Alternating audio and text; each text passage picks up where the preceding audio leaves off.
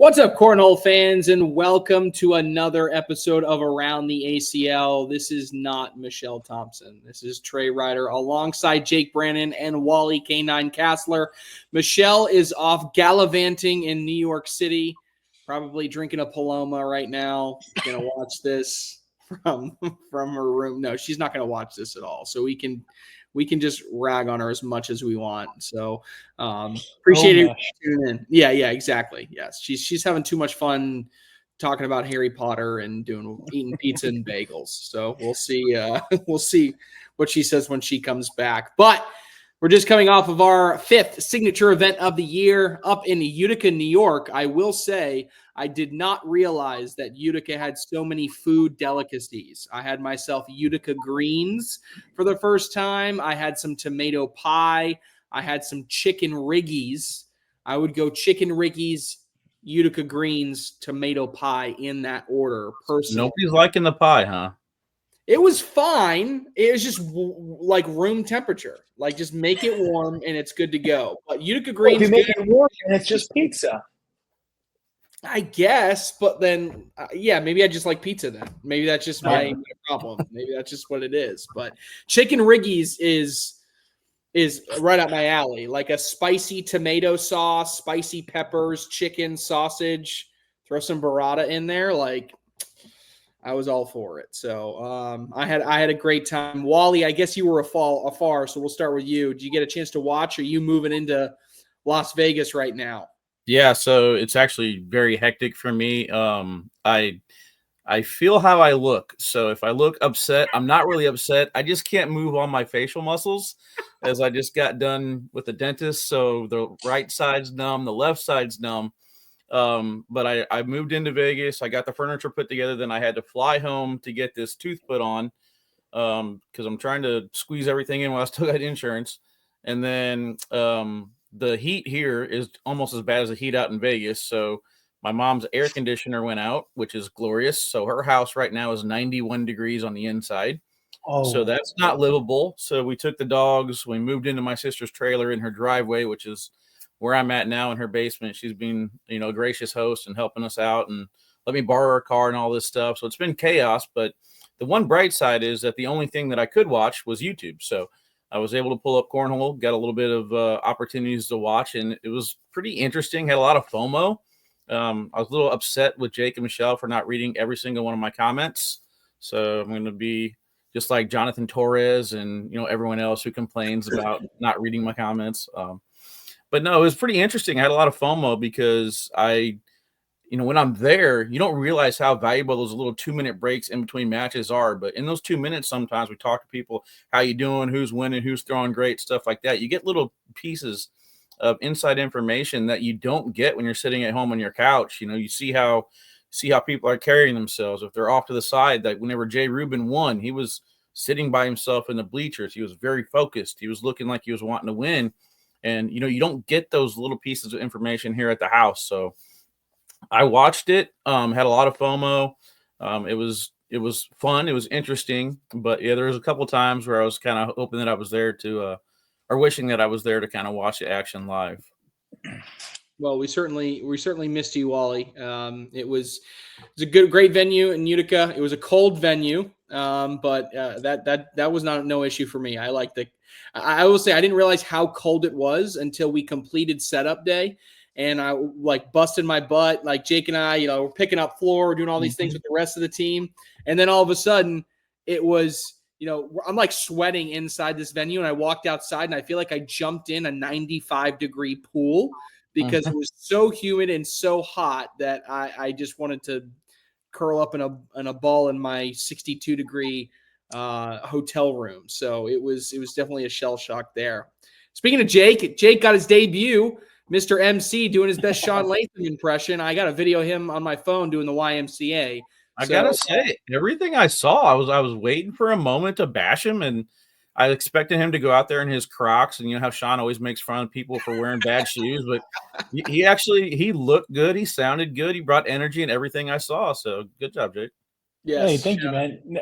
It was a really it was a fun experience. Obviously, you got a little bit of nerves because you're holding this microphone that will be broadcast to the hundreds of people who are within earshot of that microphone. So it was a little nerve-wracking at the start. But then, once the game started, it's kind of just naturally, because I've been so involved around cornhole for so long that I understand how it works. I understand what's going on. So it was honestly just pretty easy, just explaining what the score was and trying to get the crowd hyped up. But it was a really fun weekend. I love Utica. I hope we go back next year. I didn't get a chance to try those chicken riggies, but the Utica greens tomato pie were fantastic. My last 24 hours have been a little bit hectic. I dropped Corey off at the airport about 10 a.m. in Syracuse, drove 6 hours back home to Baltimore, threw my clothes from my suitcase into the washer, into the dryer, back into my suitcase, woke up bright and early 6 o'clock this morning, headed back to the airport. I'm now sitting in a beautiful condo beachside in Myrtle Beach. So I'm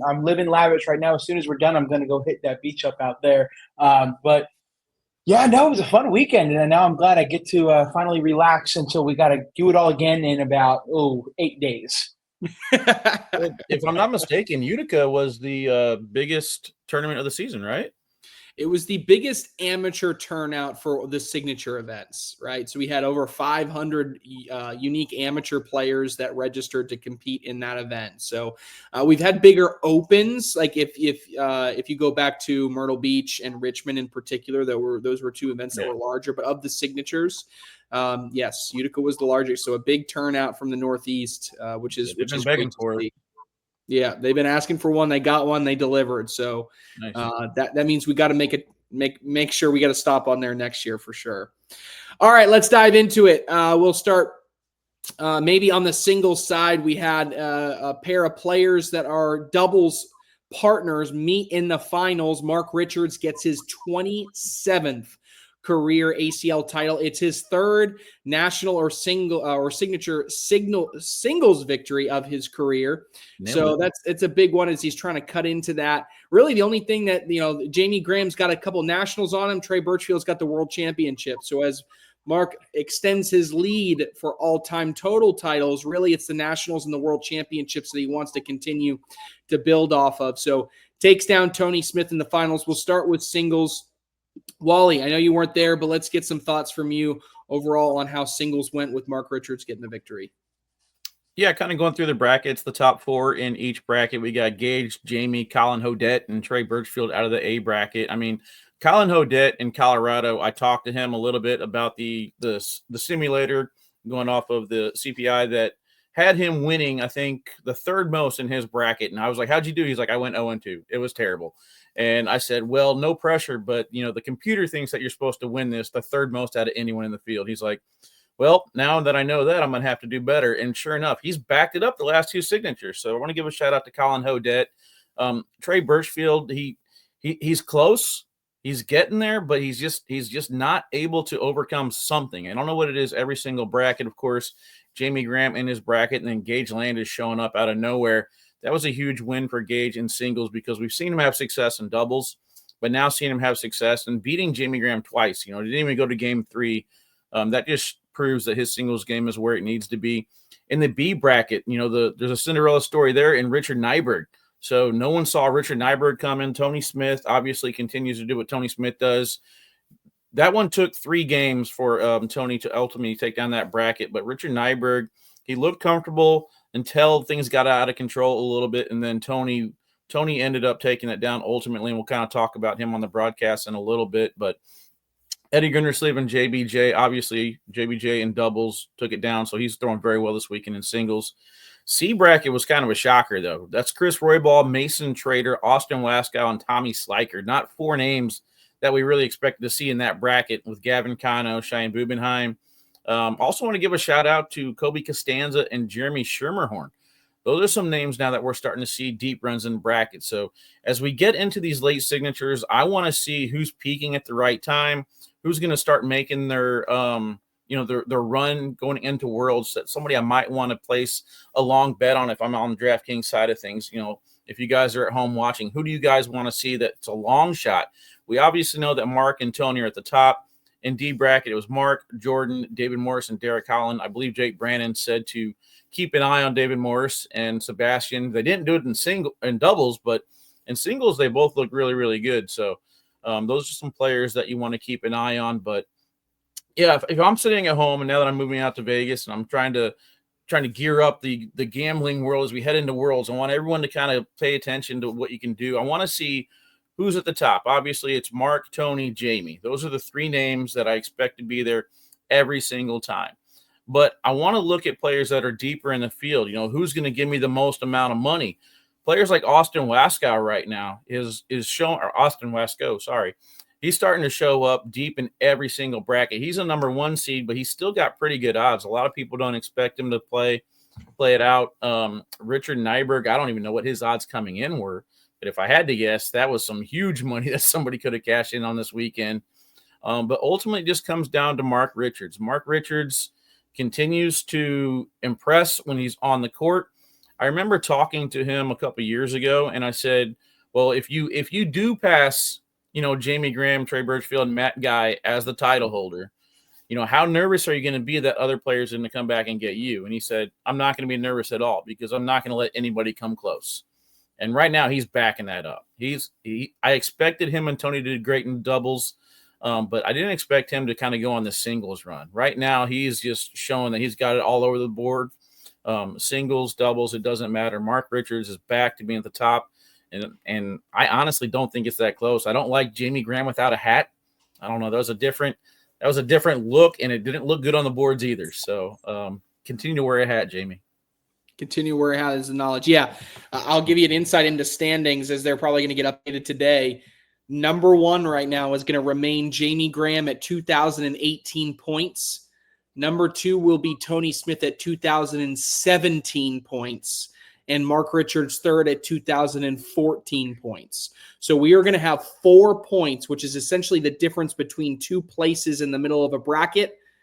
The difference between first and third is 10 points, right? So we're looking at a difference between these people of 1 finish, and it's going to come down to a round limited signature to end the season to see, because I think right now those are got to be the 3 guys that are on the MVP ballot. There may be some other people that make it onto the ballot, but those 3 right now feel like the leaders going into it. Well, that's a good point. You said round limited format. Out of the 2 out of those 3 probably don't care, but I think one of them is going to be very verbal about caring about round limited format. And I was going to ask you guys, because I didn't get a chance to watch ESPN, was the bag situation an issue for Tony? Because you guys interviewed him, and he said that he just can't find a way to break in another bag like that.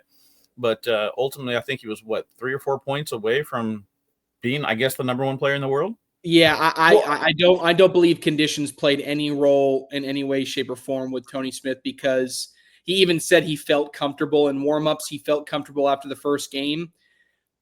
I hate to put it a different way, but like he gave up a 7 late in the game. He was up 18 or 19 to 11 on Mark, and then gave up a 7 spot. I mean, he was a couple points away from closing it out, and we would have just been talking this time about Tony Smith being, the lead MVP candidate. So I don't know, Jake, thoughts on singles? That's at least what I'm thinking.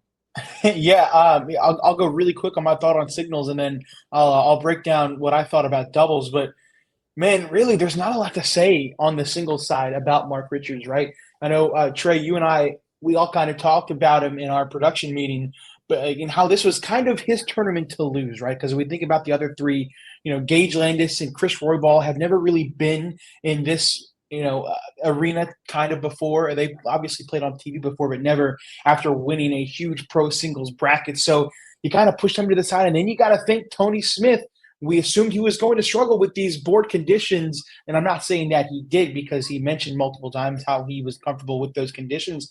But when it comes down to it, the dude was up 19 to 11 against Mark Richards and never scored again. So you got to tip your hat to Mark Richards for being able to not only make a bag switch in between the semifinal and the final, because Tony Smith was that higher seed, being able to adjust rather quickly and then also take it down. Because, I mean, you look at that semifinal against Gage Landis, he threw a 10.55 PPR. And by the way, big shout out to Gage Landis. I know Wally talked about it for a second, but, first ever pro singles bracket he takes down. He does it by beating the number 1 player in the world, Jamie Graham, not once, but twice in the winners final and the overall finals. That is incredible to think about, right? Is it the hat from Jamie Graham? I think it may be.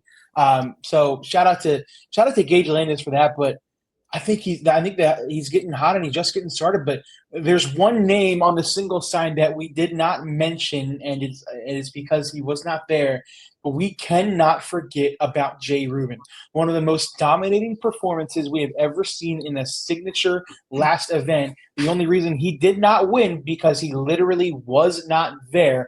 I think if he was there, it would have been a completely different story. You know what I mean? So while I will give Mark Richardson, Tony Smith, Gage Landis, and Roy Ball all of their flowers for this one, take Jay Rubin out of the scenario, you have a different winner. Put Jay Rubin back into that scenario, we could be talking about a completely different story right now, guys. Well, yeah, and him not in attendance, right? I mean, in a sense, like I think it might take him out of the MVP race, with the only way to get back into it is if he were to maybe first or second, right? I mean, if he comes out to the next event and comes in third, do you think that has him pass Jamie Graham, Mark Richards, or a Tony Smith? I think it'd be tough to be able to vault him. Now, if, like I said, though, if Rubin is able to come back and go to Richmond and win the whole thing, well, yeah, now he's got 2 signatures, which is what nobody else has, right? The big downfall for him, or the big thing against his resume, is going to be the doubles, right? And we can make a case that he's valuable because he's keeping that team in the top 10, because Ryan Trader hasn't been playing to the top of his game, but at the same time, results matter, right? I mean, that we've seen doubles hurt other players before, but historically, voting for MVPs has relied much, much more on singles than it has on doubles. That's just what history tells us.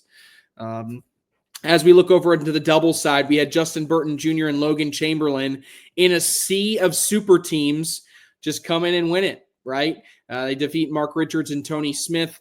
You had other teams right there in the final 4 that you thought had a chance as well. Jeremiah Ellis and Devin Harbaugh still close, still can't get across the finish line. This time I think it was more on Ellis's end than it was Harbaugh's end. He kind of came to play there. But number of different teams that looked really, really good coming into it. Wally, on the doubles side, what were some of your observations? Yeah, so the doubles side, I didn't get a chance to watch too much of it, but it's still pretty chalk, even though it's not exactly chalk. The difference is we're adding in some new names to the chalk conversation. So earlier in the season, we didn't get to have Ryan Wiedenfeld and Ryan Smith because he decided to go to prom, rightfully so. And then now he's playing with Ryan, and they look to be dominant. Like Ryan Wiedenfeld looked to be the strongest player that I saw in doubles the entire day. He was very confident in all his shots. That match between Ryan Wiedenfeld and Ryan Smith, even though Ryan Smith fell and we're not going to talk about it, there's no way that's going to end up on a highlight reel. And Jeremiah and Devin, it was electric. That match was amazing to watch at home. I was loving every second of it. Gavin and Sammy finishing 3rd place in that bracket. Jimmy Humans and Ian Cripps staying relevant, finishing 4th in that bracket, in the C bracket. But I think it was in Colorado, Trey, you and I were talking about how chalk it was. It was Mark and Tony, Jacob and Jamie, and then Gavin and Sammy. But then, who was the 4th team? It was JBJ and Logan. And I was like, do you feel like JBJ and Logan are the 4th best team right now? We both said no. Well, now they do. Now they feel like they deserve to be there in the top 4. But, I was putting my hat, I guess, in the ring for Jeremiah and Devin. I think they looked very, very good these last few times that we've seen them out. They started off very slow.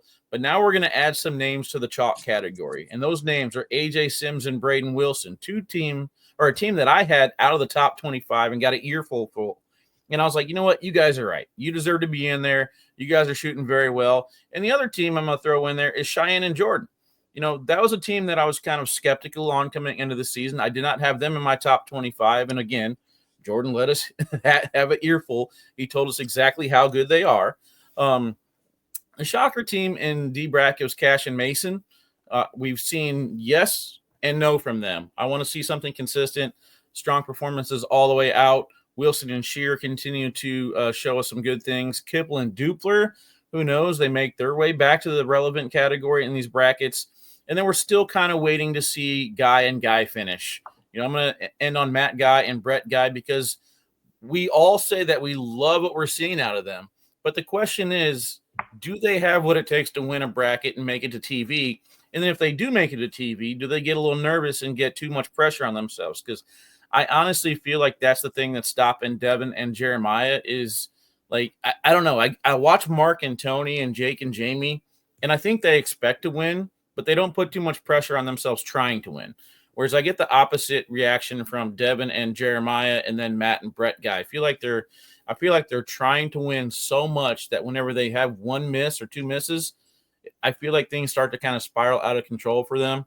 And I want to see them stay in the zone a little bit longer and hopefully finish out a bracket. But yeah, didn't get a chance to watch too much in doubles, but from what I saw following along in the brackets, it still is a little bit of chalk, but at least we're getting a little bit more relevant names.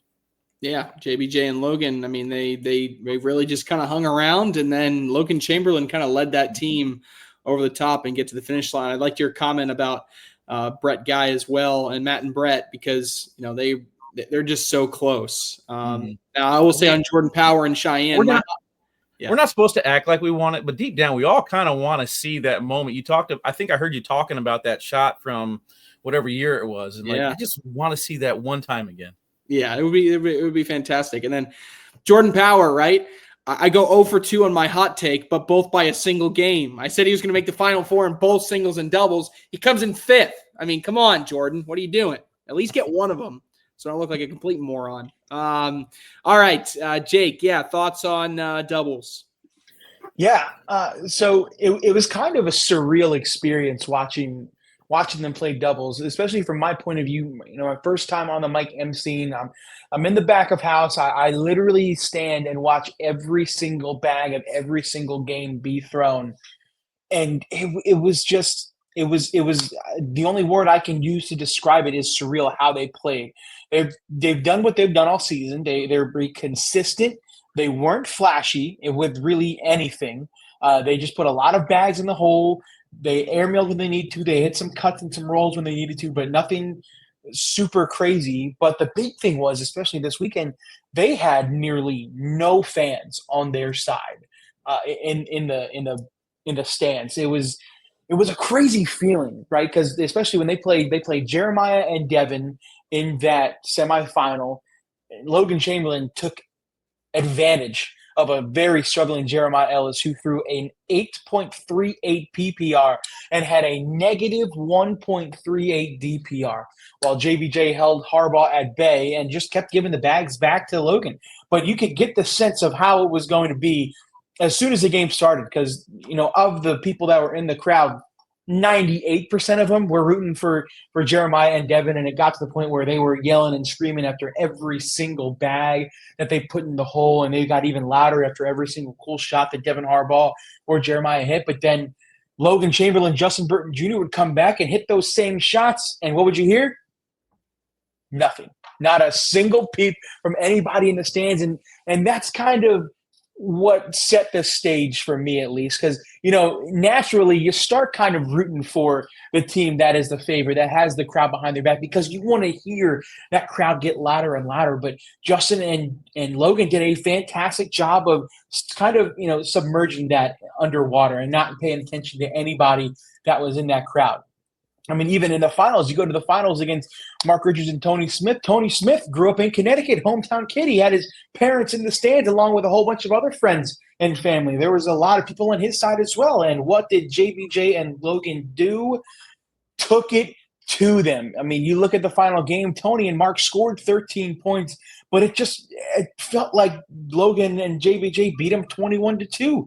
It was an absolute domination. Both JBJ and Logan threw over a 10, and Justin finished the game with a 10.73 PPR. It was kind of cool watching how Logan and Justin handled that pressure. I mean, it was so incredibly dominant. It was so fun to watch from my perspective, at least, because I'm trying to get the crowd hype. I'm trying to keep them engaged. But when Tony and Mark are getting smoked at the TV timeout, and people are like, "Oh man, what's going on?" But it was just the only word I can use to describe it is surreal for how well they played. It was fun to watch. Yeah. One thing with Tony and Mark, it's that we were getting ready to talk about them being like almost untouchable, like as one of the greatest teams ever, if not the greatest team ever. One thing I think did play a factor, right, is you go back and look, that's the third set of bags that Mark Richards threw on that broadcast court, because he played one in the first game of singles, then had to switch when he played Tony, and then they threw Tony's bags in the doubles matches. So that was just, something. And he didn't throw those bags in regular singles or regular doubles. They threw a different bag in doubles. So he was talking about throwing a fourth different set of bags. Now, one more thing I wanted to add real quick. Sorry. When I was giving my introductions, I mentioned that Tony and Mark were going for their sixth doubles title of the season, which is nuts. But when I said Logan and Justin, I wasn't paying attention, and I said they are the best team from the state of Texas. And as soon as I say that, I see Logan Chamberlain look up into the crowd and start laughing. And who do I follow him making eye contact with? Gavin Cano and Sammy Soto. Completely in my fault, forgot that they even existed at that point because I was just so into it. But after how they performed, I don't know. I think I can make a case for them being better than Gavin and Sammy right now. So maybe what I said added a little bit of a fuel to the fire for Logan and JBJ. Maybe they wanted to prove that, you know what? I'm hoping we are the best team in AJ Texas. and Braden were eliminated. Yep, I was in the finals. I was after AJ and Braden were eliminated. Look, that was honestly a slip up. I forgot that there was even another double team in the state of Texas when they were on the court. I was just like, you know what? Screw it. They're the best team in Texas. I probably would still agree with you regardless. So you're not too far off. Okay, let's dive into some women's juniors and seniors info. All right, so women's singles, Riley Schaff gets the first big win of her career on Sunday. Lori Duell and Miranda Coy, the big comeback win, statement win against Cheyenne Bubenheim and Gina Ramirez in the finals. We saw that one live on ESPN. Senior singles, Dan Schulten, another player that's been close many times, gets a big signature win under his belt. Senior doubles went to Damon Dennis and Frank Modlin. They continue to roll in senior doubles. Junior singles went to Zach Aiken. He seems to be on the comeback trail, with junior doubles ultimately going to Ryan Trader and Sammy Soto. Again, we saw that one live on TV as they take down the Gore brothers in the finals of junior doubles. Wally, thoughts on women's, juniors, and seniors? Yeah, so I didn't get a chance to really watch any of this, but variety is the spice of life, and I've been begging for it for about a year now that the women's division gets some more contenders. I wanted to see somebody at the top other than Cheyenne Bubenheim, Cameron Belvin, Kaylee Hunter, and Sarah Cassidy. And so far, if you look at this year, that's exactly what we're getting. We're getting Cheyenne, Elizabeth Tennyson, Riley Schaff, Peyton Haynes, Caitlin Alshouse. The list goes on. The female division is finally here, so I want to tip my cap to the ladies. They are finally throwing to the point where it's relevant for me to watch. Unfortunately, like I said, I didn't have a chance to watch it. Lori Duell and Miranda Coy, I mean, what can I say? They are adding themselves to the top of the list. They are just continuing to show that they have what it takes, especially on the big stage. They don't look bothered. They don't really care about what anyone else thinks that, when they're on the court. They just want to play bags and win, and that's exactly what they're doing. It was good to see Dan Schulten get back to the top of the seniors division again. We need the variety in the seniors division. It has been getting pretty chalk with Damon and Frank taking down doubles, and then it seems like, Steve Schrader and whoever he decides to throw with is also in contention. But Dan Schulten, Donald Cup, the guys from Michigan, it's good to see them back in there. Zach Aiken, I didn't get a chance to watch, but I assume that his elbow or his wrist is doing better. No issues there, it looks like. But looking at these finals, it's a whole lot of lucky bags. So if I see lucky bags line up across the board for me now, I'm a little nervous. Yeah, it's a big one. One note that it still continues to blow my mind, and I promise this is a compliment. When you look at Lori Duell's statistics outside of playing with Miranda Coy, they're not great, folks. Like, not good. When she plays with Miranda Coy, she is a different person. Like, it is night and day. There is something about, everybody uses the phrase 1 + 1 = 3, right? This is 1 + 1 = 27. Right? I mean, this is just a different team when you combine them together. And Lori Duell's throwing multiple games above a 10.0 PPR. She's almost throwing a 1.5 points lower than that outside of these women's doubles games. And it just doesn't make any sense. But that's why team chemistry matters. That's why you play the game. And they continue to just get big win after big win. That's the big surprise for me. Jake. Yeah. I mean, the big thing for me on the women's side is one thing first for Riley Schaaf is that, in my opinion, she is very, very quickly making a strong case for her being top 5, maybe top 3 women in the entire division right now, in the entire world.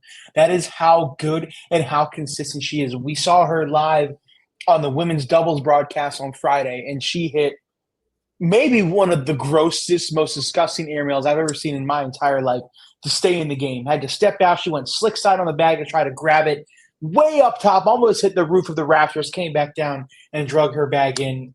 It was one of the shots where I thought she had absolutely no chance. It was kind of just a formality that you try it, and she nailed it. It was an incredible shot to watch. So Riley Schaaf, man, I'm telling you, she's getting good, and she's getting good quick. I saw on social media that she's looking for a partner for Spencer McKenzie's The Throwdown at the end of August. One of you top dogs need to get on that quickly because that is a great team right there. And same thing on the women's side, on the double side, Lori Dool, Miranda Coy. It was insane to watch. I mean, Cheyenne and Gina were up huge at the TV timeout, and I don't think they scored a single point the rest of the game. Lori and Miranda are the best in the ACL when it comes to playing methodically. It hurts to watch. She gets complaint after complaint, but if I was as consistent as she was, and I could guarantee myself I'm going to average over a 10 every time I do it, I would take 15 seconds to throw the damn bag too. She was so good on the broadcast, and her and Miranda made an incredible comeback and won women's double. So I can't discredit her. She threw her butt off. Dan Schulten, didn't get to see a lot of the senior single side at least, but I'm happy for Dan Schulten, man. I think Wally alluded to it. He's another one of those guys where he's been very close a couple of times and is finally able to get over the edge. But as much as Wally talked about how he's happy that women's is starting to, get some new faces, it's kind of turning the exact opposite the way in the senior division. Frank Modlin, Damon Dennis, when we saw they were paired up for this season, we assumed that they were going to be great. They didn't have a hot start, but these past couple of events, they have kind of proven to the world that they are still the best 2 seniors in the division and have just completely bored down the senior doubles division because they are just so good. And I would love to see some new faces come and take them down. Eventually, right? We got to hope so. So besides that, Ryan Trader, Sammy Soto on the pro doubles, on the junior doubles side. That whole junior doubles game is a little weird, right? Because it was kind of a game of cat and mouse. Who can score more on their opponent? It was Jacob Gore trying to score more on Ryan Trader before Sammy Soto could score more on Jackson Gore. And ultimately, in the end, Sammy was just incredible, and Jackson was struggling. He could not get used to the broadcast, and Sammy Soto made it hurt in a big way. Yeah, certainly. It was a big win by them. I'm going to go back to an original comment that you made that I find interesting. And it kind of leads into what we're going to talk about a little bit later, which is, where Riley Schaaf belongs. Okay. Do you take her over Cheyenne? Right now, no. Sarah Cassidy? Possibly. Caitlin Allshouse? Yes. Oh, she's gonna hate me for it. Wow. Oh, she's gonna hate me for it. But wow. I don't know. Okay, I don't need to say the rest. If you're taking her, I mean, that's me. I don't think she's ready for those 3 yet. Okay, well, if I'll give her the benefit of the doubt, I'll put Cheyenne at 1. I think I would put Caitlin maybe at 2, and then Sarah at 3 with Riley knocking right on that door. And any given day, she is ready to come and take it. Riley over Sam Finley. Yes, Riley over Sam Finley right now. Absolutely. Yeah, sorry, Sam. That's just backtrack I've ever seen in my life, Jake. Stand your ground. I am. Kaylee Hunter? I'm right here. Yep. I'll take her over Kaylee Hunter. Wow. Yep. All right. Hey, you know what? I'll let you have it. You want it. Hey, all aboard. I'm hopping on that Riley Schaaf hype train. I'm hopping on it. I'm not getting off until she's the number 1 player in the world. You heard it here, folks. Jake Brannon going for it. Okay. Well, Riley Schaff, you got a big fan in Jake Brannon. That is for sure. I'd probably have her. I got to give benefit of the doubt to Cheyenne, Sarah, Caitlin, Sam. Then maybe I give her a split with Cameron. They're right there at the next. I mean, have they won women's singles at all this year? I mean, Sarah's won like a bunch of them, and Caitlin won a couple of them. I mean, yeah. I mean, you getting across one event, yes. I hear you. All right. I'm just trying to stir the pot. Moving on, let's go into our teams recap. Obviously, we saw the New England Woodchucks and Missouri Mays go head-to-head on the broadcast, which was fun to watch. We also had the Bully Baggers and Marauders go head-to-head. The Marauders and Mays get some wins there across those two games or those two matchups. But we're going to take a quick look into the standings coming out of the third the third signature featuring teams play, the fifth overall signature. In the National West, the Burn at 30-25 sit atop the National West. The High Rollers 4 games back, the Slingers 8 games back, and the Timber 10 games back. So it would be the Burn and the High Rollers currently in the playoffs if the season ended today. In the National Central, the Bully Baggers with I don't want to say the best record. Anyway, Bully Baggers 32-23. They sit atop the National Central. The Mays and the Colonels. The Colonels have made a roaring comeback in their season. The Mays and Colonels now sit tied for second place in the National Central. So it will come down to Richmond whether or not is the Mays or the Colonels making the playoffs. The Spinners sit 11.5 games back. A little too late. They did have a really strong performance in Utica, but had such a hole to dig out of, did the Spinners. Over into the American North, the Ringers sit atop the division at 30-15. The Woodchucks 3 games behind them. The Aviators 7.5 games behind the Ringers. That's only 4.5 behind the Woodchucks. So the Aviators have a shot. They're going to be on TV, which means they get an extra game, an extra match, 5 games. So there's plenty of time for the Aviators. Got to have a really strong performance to hope a little bit of a drop off from the Woodchucks. The Marauders sitting at 26-29. They're only 9 games out, right? I think there's a world in which the Marauders could put together a strong run to get back into the conversation. And then finally, American South Coasters take a hit to the record, but they had such a good record. They still sit in first place at 34-16. The Cutters 4 games behind that in that playoff position. Jake Brannon loves that. The Sliders at 20-30, 14 games out, and the Freeze 17 games out. Surprisingly, it is the Florida Freeze with a worse record now than the Chicagoland Spinners. I don't even know what to say. Jake, Wally, any thoughts on teams? Yeah, I'll start because I don't really know that much about teams. I'm guilty for not doing my homework on teams, but the one thing I like to look at whenever I look at a season like this, it's going back to the draft and talking about draft strategy. I think, with the initial trade of the Timber going to get Jay Rubin, looking at them sitting in last place, very interesting. You know what I mean? Maybe that didn't work out so well for you. You got the Chicagoland Spinners who, I liked Gary Bearpaw. Other than that, I didn't really like much of their draft. But I do think that the Colonels had a strong strategy, mixing it up and going youth. So that one's kind of paying off for them. The Marauders had no draft, was their strategy. And that really came into play because they traded the Coasters a lot of players. And, the Coasters sitting there with the best record. I don't think Jamie was going out of his way to make all these trades. I think everyone just kept going to him because he was willing to talk and negotiate. And one of these teams another team that kind of traded away some studs, they got rid of Ryan Hart and picked up Fisher Hamilton and the whole thing with Blaine Rozier. It's like the Florida Freeze on paper should not be the worst team in the league. I don't understand what's happening. I always thought that Alex Rawls has had a problem putting his lineups together and sending out who should beat who or whatever. I don't know if he wants to play the best against the best or, what his strategy is, but it's okay to lose 1 to win 5 or whatever, win 4, win 4, lose 1. It's fine. So I'm going to be curious to see if these teams mix up how they've been sending players out there, but is it too late for a trade deadline? Is the trade deadline passed?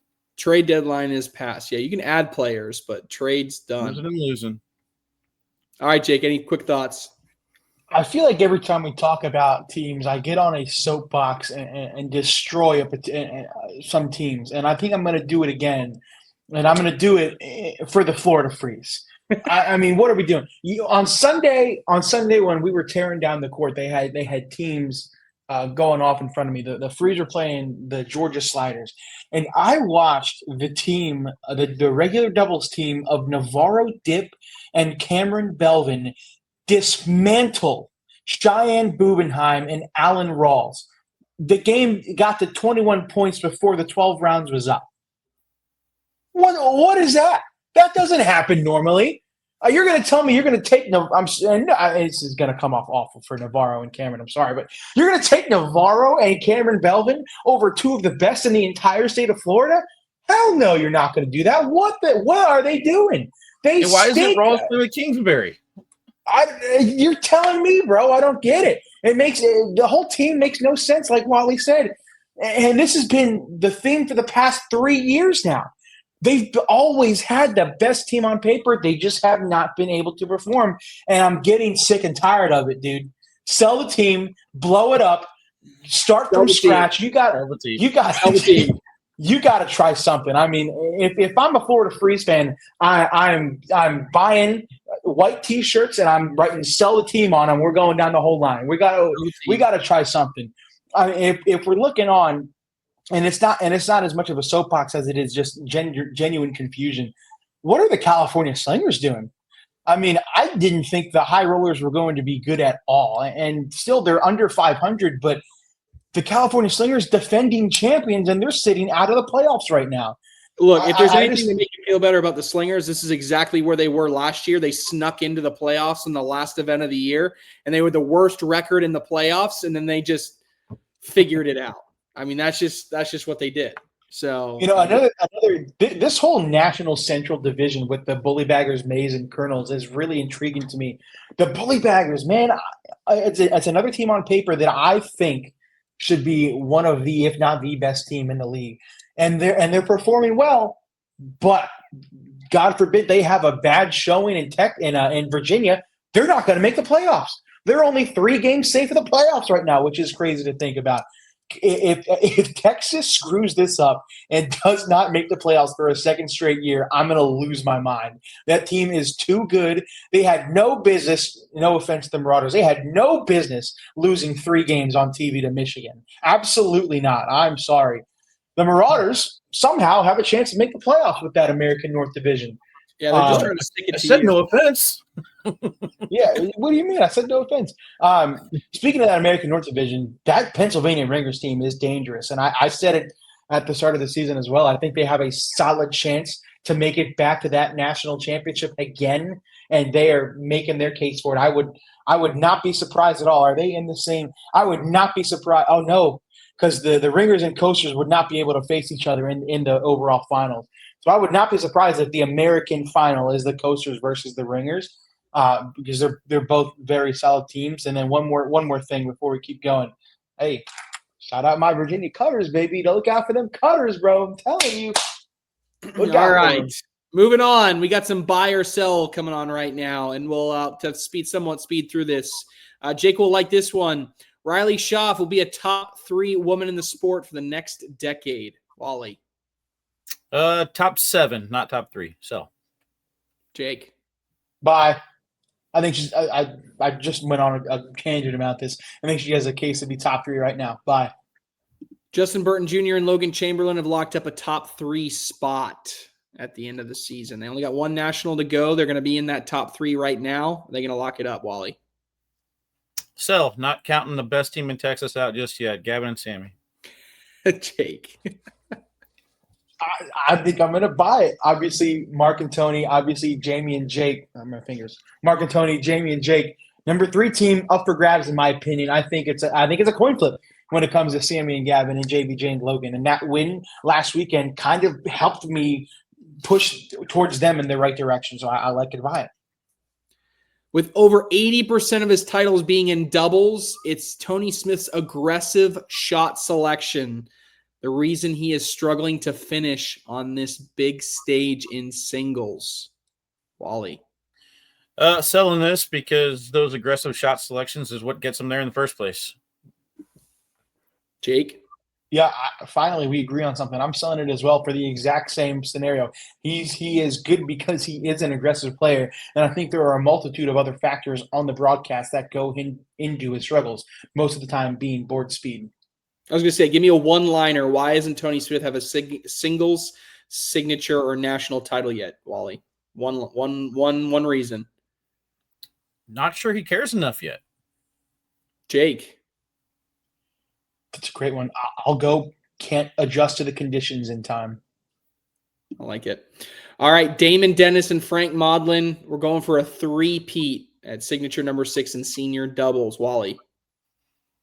I'm going to buy this one. I think that on paper, starting to finally match the talent, and they're starting to figure things out as we get down to the end. It's Damon and Frank all the way. Jake? Yeah, buying that. I mean, who's going to stop them? I mean, Steve Schrader, Jerry Lockwood, very good team, but Jerry didn't go to Utica. I'm not 100% sure if he's going to be in Richmond or not. If he's not, there are very, very few teams who can actually stand up to Frank and Damon. I'm going to buy it. You know, I only saw this one time. I think it was back in Des Moines, but I think Steve Schrader and Jeff Reynolds look really good together as seniors team. I don't know if that's on the sign up, but I think I like that to contend against Damon and Frank. Does it change your mind if I extend that and say they go through and win Worlds as well? And I think I'd have to see Worlds. Worlds is more of a week than a day. You know what I mean? So it's a little bit more of a grind. I have to look at the schedule a little bit closer. Nobody's going to catch Mark Richards in titles until he retires. Wally? I'm going to go ahead and buy this one. Again, I talked to him before he was even the title holder, and he was determined without hesitation. He said, no one's catching me. He's backing it up now. He's in position where the sponsors are going to help him get wins with his doubles partner, and he's doing it on the singles side too. So I agree. Jake? I'm going to buy it with a caveat.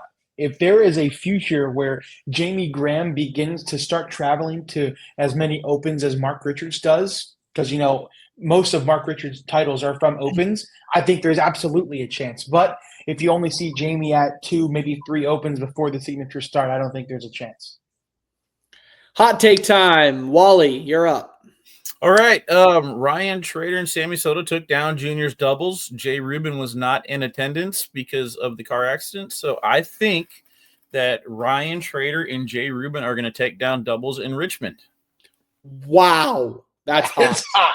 That is He's hot. got a taste for the live feeds again. Ryan Trader's back. Jake? Yeah, Richmond is a round-limited event. It has been a few months since anybody in the pro division has played a round-limited game. I think it goes into effect. I'm going to say no more than one seed will win their bracket in both singles and doubles. Wow, because that completely contradicts my hot take, which is currently Jamie Graham, 2018 points, number 1. Tony Smith, 2017 points, number 2. Mark Richards, number 3, 2014 points. All 3 players win their singles brackets, and we have a Final Four featuring our 3 leading candidates for MVP, with the winner being our MVP of the season. And that'll be my hot take for our next show. So I will say so long from there. Thank you to Mish for letting us step in. Hope you're enjoying all of your Palomas, pizzas, and bagels in New York City. For Mr. Wally K9 Castler and Jake Brannon, this has been Trey Ryder saying so long, and we will see you next week as we preview signature number 6 in Richmond, Virginia.